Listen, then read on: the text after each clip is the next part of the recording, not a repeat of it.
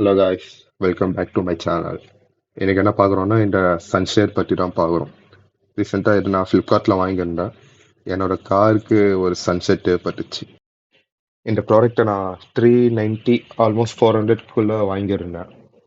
ஆஹ் இந்த சன்செட் போடுறதுக்கு முன்னாடி கார் பார்க்க இப்படி தான் இருந்துச்சு. ரொம்ப பிரைட்டாக உள்ள வெளியிட்டு பார்க்கும்போதும் உள்ளே இருக்கிறதெல்லாம் ஃபுல்லாக அப்படியே பிரைட்டாக தெரியும்.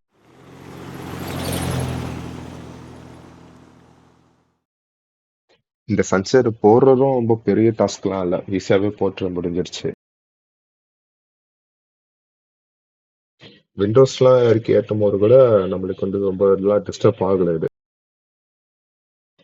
எல்லாம் செட் பண்ணதுக்கப்புறம் வியூ இப்படிதான் இருந்துச்சு. சைட் மிரர்ஸ்லாம் கொஞ்சம் பார்க்க விசபிளாக இருந்துச்சு. ஃபுல் வியூ பார்த்தீங்கன்னா இப்படிதான் இருந்துச்சு. இந்த பின்னாடி தான் கொஞ்சம் ஃபினிஷிங் சரியில்லாமல் அங்கங்கே கொஞ்சம் கேப்லாம் இருந்துச்சு.